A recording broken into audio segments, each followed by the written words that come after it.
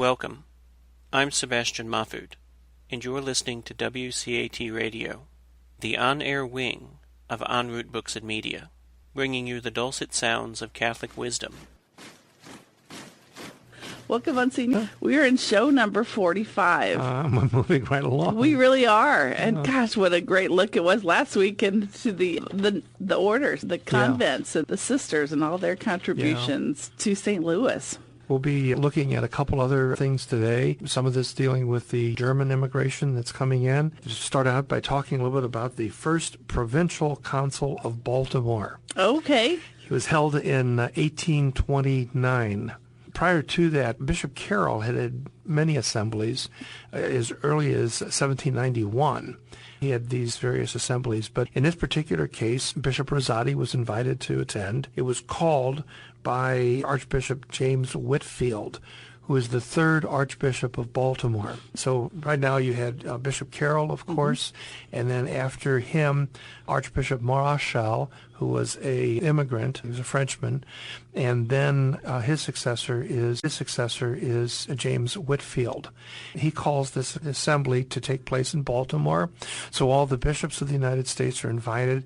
This had happened in October of 1829. At that time, the Archdiocese of Baltimore had 7 bishops. You know, when we think about earlier on, when, if you remember, after the American Revolution, there was a question about whether we would even use the word bishop because it was so inflammatory. Right. Evidently, it's no big deal. They got over that. They got over that. That's right. So there are 7 bishops distributed throughout the United States, 1 coadjutor also, and then, of course, the Archbishop of Baltimore. St. Louis is in a unique position because we were not part of the Diocese of Baltimore. Okay. I kind of remember we faintly talked about that, I think. Yeah, I think we did, yeah. Mm-hmm. And so we didn't come into that jurisdiction, but rather we came directly under Roman jurisdiction. Mm-hmm. And nonetheless, Bishop Rosati was invited to come and attend, and he certainly was happy to do that. And so in August of 1829, he travels down to Bardstown, where he meets with Bishop Flagey, and the two of them are going to travel then out east. First of all, by stagecoach. They're there by October 1st, ready for the first session. Now, Flagey would be a Baltimore bishop. Yes, he is, yeah, because Bardstown is a daughter. So are there any outside of New Orleans and St. Louis? No. So we're the only two that are not Baltimore bishops. That's right, yes. Okay. Yeah. Okay. And that has to do with the uniqueness of the Louisiana Purchase. The Purchase. And all of those things, yeah. There are 2 items that are going to be covered here, and one of them is very important, very timely, and we'll be talking about this later on. It has to do with what's called lay trusteeism, and we'll see that this is a scourge in several dioceses. Philadelphia has a heck of a time, and we'll see this with Bishop Kenrick's brother having to deal with that. It is really an American scourge of church governance. Yes. And it plagues several of the eastern dioceses. New York was another one that had difficulties with it. And it was a topic that Bishop Rosati would have some experience with also, not because of St. Louis, but because of New Orleans. Remember that Supreme Council down there? My, they're pretty yes. independent characters, yeah. Well, the council itself, the Baltimore Council, passed a very strong resolution condemning ecclesiastical government by the laity, saying that it's contrary to both Catholic doctrine and Catholic discipline. It also passed regulations saying that all parish finances would be put in the hands of the pastor. And that's a change from stuff that's happening out in the East. He would be nominated and installed solely by the ordinary. And I quote here, without consent or approval of the trustees. Mm-hmm.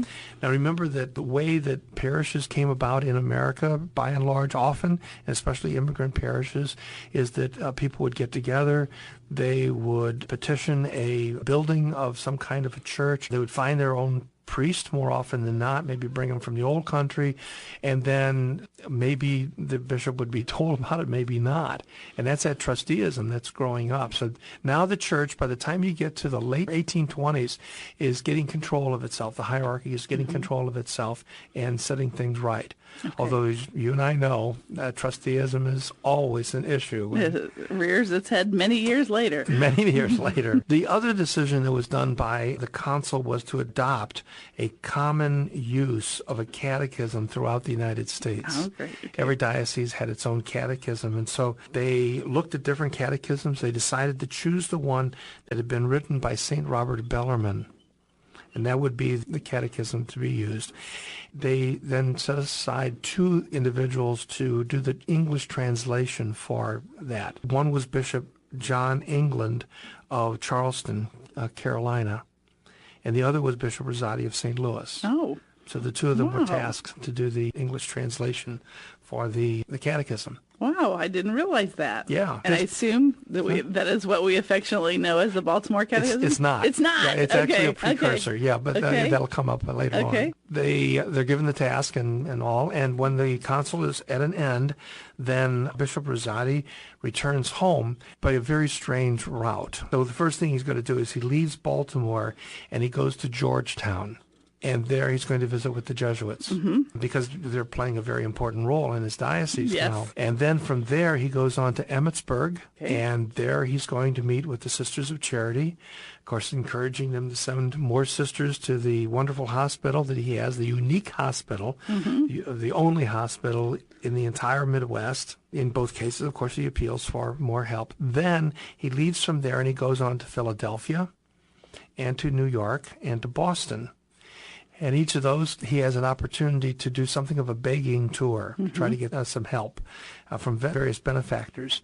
From there, he travels up to Quebec. There, he's going to meet with the Bishop of Quebec specifically to talk about the question of jurisdiction, exactly where is the boundary for the Diocese of St. Louis on the northern side. Yes. Of course, it's going to be decided it'll be at the border between the United States and Canada. Okay. So that's going to be the jurisdiction part there. So it's going to run all along the United States-Canada border as far out west as the Oregon Territory, and then it begins to get swooshy again because the Oregon Territory is contested between Britain and the United States as to where that boundary is. Of course, it's going to take about another 10 years, actually, before that's decided. So what he does then is he begins making the trip up the St. Lawrence River, similar to the explorers of old. Basically following the old French croissant. Wow. One of the things that strikes Bishop Rosati is that every town and village he visits, they all have magnificent churches. They all have stone churches. They're all well built. And he's thinking about this crumbling cathedral of brick that he has, and it's falling apart after 10 years. And he's visiting these places, and they have beautiful vestments. They have beautiful sacred vessels, artwork, and these are little villages.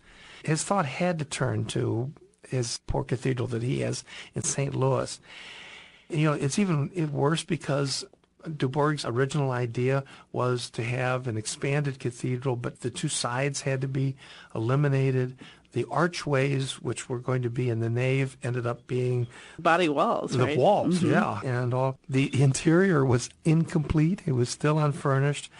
It was a poor excuse for a cathedral. The city of St. Louis at this point had about 4,000 people in it, about 3,000 of which were Catholic, of whom were Catholic. So when Bishop Rosati got back to St. Louis, one of the first things he did was he set up a meeting of what he called the Committee of the Catholic Congregation of St. Louis. Okay. And this was on April 6th of 1830. It's actually made up of 6 prominent citizens. And he sets them aside, and he explains to them why the old cathedral had to be gotten rid of. He called it a sort of hay barn. It had to be replaced. Began looking at possibilities. These 6 members then went out and they began soliciting subscriptions from other parishioners. And this continued on until August 1st, at which time the cornerstone was laid for what we know affectionately today as the Old Cathedral, which we'll talk about later on. Bishop Rosati wrote to the Pope, this is Pope Gregory the 16th, and then also to the Leopoldine Society in Vienna, and then also to the Society of the Propagation of the Faith in Lyon, also asking for help. The plan he presented to the committee was a stone building. It was going to be 136 feet long, 84 feet wide, and 40 feet high. Quite an edifice. The entrance itself was going to have a portico that's supported by 4 Doric columns, which of course is what we have today. Yes. And the church itself would run north and south. On the southwestern edge of the old Place d'Église. The old de Bourges Cathedral is located on the northeast edge of that same area, that Place d'Église. It was going to be the most extraordinary building west of the Alleghenies, and some would argue perhaps at this point the most beautiful Catholic cathedral in America. But the project was going to consume all the attention of the bishop and a lot of his money. In 1832, he writes to Bishop Dubourg, who is now back in France. He's an archbishop of a French diocese there, and has mentioned in his letter that he's already paid out $11,000 in construction costs, and he's not there yet. He mentioned that from week to week, he was paying out between $300 and $500 every Saturday to the contractors. He calculated in this letter that it's going to take at least another $18,000 to pay for this church to complete the work. Wow. That's a lot of money back then. That is a lot of money. 2 years later, Bishop Rosati will find another letter that he writes to his brother back in Italy. And he mentions that he has to float a loan. Bishop Rosati had to float a loan for $12,000 in order to complete the cathedral. Wow. So he's going into debt over this. The collateral he had to put up in order to get that money was all the property and the future income of the Diocese of St. Louis. Wow. I know. He also complained, and rightly so, that interest rates were running as high as between 6 and 10%. That sounds horrible right now. Yes, it does. Yeah, it was pretty bad back then, too. Right. Yeah. And then added to this, the money that was coming from Europe almost dried up. The reason for that was the Revolution of 1830. Okay. And there was a lot of chaos back in Europe. If you remember that Charles X was overthrown in Paris in the summer of 1830. Remember Catherine Labouré had an apparition in which I actually predicted that. And that revolution then spread through other countries also.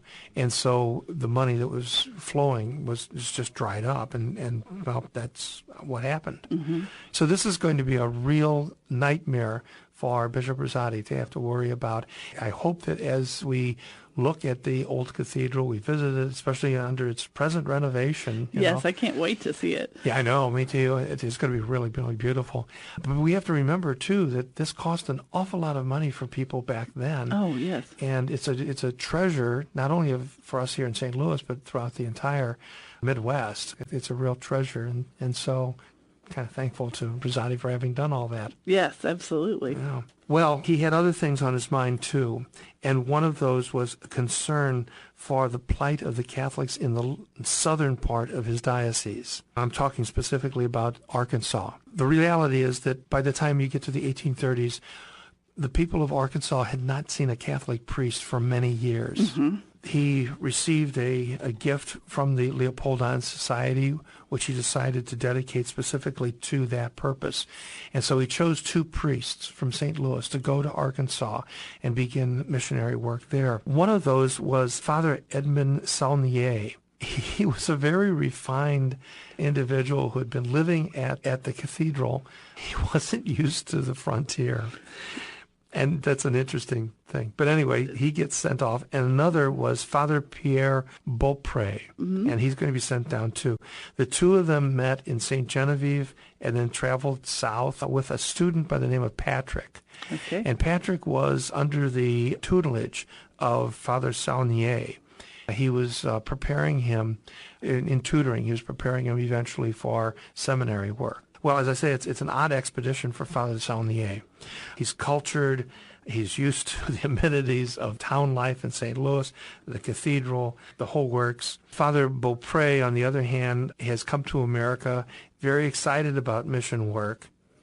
He was not ordained when he arrived. He studied at Perryville. Unfortunately for him, he had a very difficult time picking up English. And so he found himself relying more on Flemish and French and some German that he knew, which is not going to be a big help. The two of them arrive on December 14th at Post, Arkansas. Okay, the confluence of the Arkansas River and the Mississippi.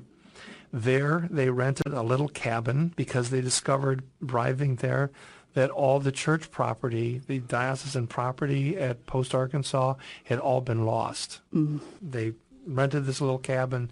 They let people know that they were going to celebrate Mass. They celebrated Mass. Nobody came. There was a sheet of ice covering the ground, for one thing. Oh, okay. It was the dead of winter. And unfortunately, the two priests, who of course had to converse with each other in French because Father Beaupré couldn't speak English, they began to realize they really didn't care for each other. Oh, no. Yeah. So things improved a little by Christmas Mass. There were 50 people who attended Mass. That was pretty exciting. Unfortunately, Father Saulnier, he could not be accused of being a good preacher. No. Okay. Instead, his Christmas sermon was to harangue the people for not coming to Mass more often. And he also, in the sermon, tried to get people to feel guilty about this and then contribute money to building a nice church and a nice rectory. Believe it or not, they did raise about $200. And then the two priests continued arguing with each other until finally Father Saulnier, who is technically the superior of the two, he kicked Father Beaupré out and sent him off to Pine Bluff. Father Beaupré arrives in Pine Bluff. He looks around and realizes there are hardly any Catholics. Mm-hmm. And the one Catholics they live too far apart from each other to get together. And so he writes to Bishop Rosati and says, this is simply not going to work. So Father Beaupré then returns back to Post, Arkansas, and he finds Father Saulnier has frayed nerves. He's just extremely nervous. He has just gone through a terrible shock. What happens then is that Father Saulnier then takes the next steamboat to St. Louis and returns back up to St. Louis, leaving Father Beaupré there by himself. He tells Father Beaupré what happened. He also writes to Bishop Rosati and describes what happened too. He evidently had visited a family, and the family broke into some kind of a dispute, and they pulled out guns.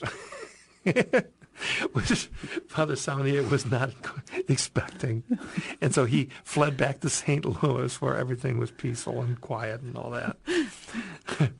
Bishop Rosati eventually replaced Father Saulnier with a newly ordained priest. Okay. And this is Father Dupré. Okay, so we've got Beaupré and Dupré. Yeah, right. And he arrives down in Arkansas, and he's greeted with this statement from some of the people in the area. Okay. Newly ordained, excited, right? And their response to him is, this one won't last long. So ultimately, he ends up serving 5 years. Okay. And then he is able to be transferred to New Orleans and spends the rest of his life down there. The Sisters of Loretto open a school in Pine Bluff. They're forced to close shortly after financial troubles. The long and short of it is that all the attempts on the part of the Diocese of St. Louis to try to do something for Arkansas is a failure. Okay. And what's going to happen ultimately is that Arkansas is going to become its own diocese, and Bishop Byrne is going to be the first founding bishop of Arkansas. He's from Ireland. Okay. And when he arrives, the success of the church in Arkansas is going to come from Irish priests. Okay. And also, later on, Sisters of Mercy, Irish nuns. We'll see when we get into the Civil War and Father Bannon's time in Arkansas. Father Bannon is Irish also, and he arrives, of all things, on St. Patrick's Day. And the church is very small in Arkansas, as you well know. It still is. It still is. But it's going to be there. It's going to be flourishing mainly because of the Irish Catholics and the Irish clergy. The priest that most of my life in Arkansas was an Irish priest, Irish Monsignor. Wonderful. Yeah. Beloved, now deceased, but Monsignor Murphy was our pastor for, well, almost all the time I was in school. Uh-huh. That's going to be the situation with Arkansas. Ultimately, the attempt on the part of Bishop Rosati to do something along these lines is not going to work.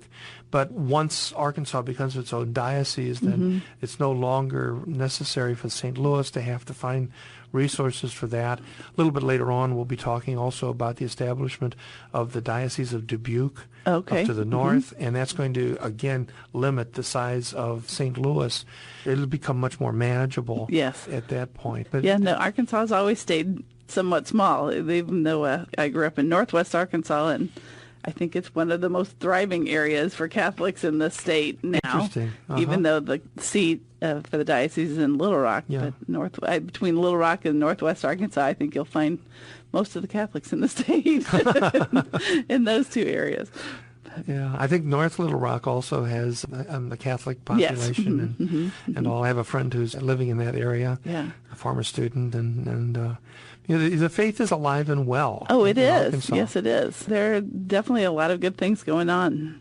And I think in the northwest part, with the influx of people into that area from when we first lived there in the 60s, that area now has grown with so many people that have moved into the area. The church has grown so dramatically down there in the northwest port. Oh, nice, yeah. So. Well, let's talk a little bit, not as far south of the diocese, but some developments that are happening south of St. Louis, and that is the city of St. Genevieve. Genevieve, okay. They have a very dynamic pastor. They've had many, many dynamic pastors. And this is Father Dalman, Francis Xavier Dalman. This is that priest who is trilingual, speaks French and German and English. And he has erected, through the efforts of the town, pulling all the people together, a very fine white church, white stone church, which was dedicated in July of 1831. That church is no longer there, but the site is still there. And in fact, that church is the foundation of the present church that is there. Oh, it is. Okay. Yeah, that beautiful old neo-Gothic church that's there in St. Genevieve. The pillars, if you go into that church, the pillars are actually standing on the foundation of that white stone church. Okay. And if you want a sense of the architecture of it, just step outside, look to the left, and Valley Grade School is there, and that was built at the same time. Oh, okay. And so it's white stone. The descriptions of the church itself, and then to look at that school, which is really substantial, that was a beautiful edifice that those people put up at that point. And they also did it far enough north, far enough away from the river, that it would, even with a great flood, it would probably not end up in the water. Right. So, it does sit up a little bit. It does quite a bit actually. Yeah. Even the flood of '93, they said that if the levee had broken, the water would have been lapping at the steps of the church, but not getting into the church itself. Oh, see, they were so smart. Yeah. Right. Yeah. There was also a brick church that was built in old mines. Okay. The Propagation of the Faith sent Bishop Rosati a check for some $4,000. And with that, he was able to pay off loans that he had taken from the Pratt family and from the Shoto family. And he could then turn his attention now to other areas of expansion. Great. Well, thank you again, Monsignor. Okay. Look forward to next week. And what a wonderful show today, and hearing about the beginnings of our cathedral, our new cathedral. Yeah.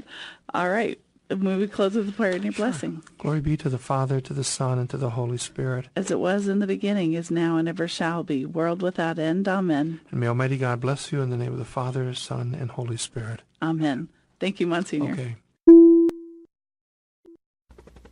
We hope you enjoyed the program and will join us back for another show on WCAT Radio. This is Sebastian Mahfood. Good day.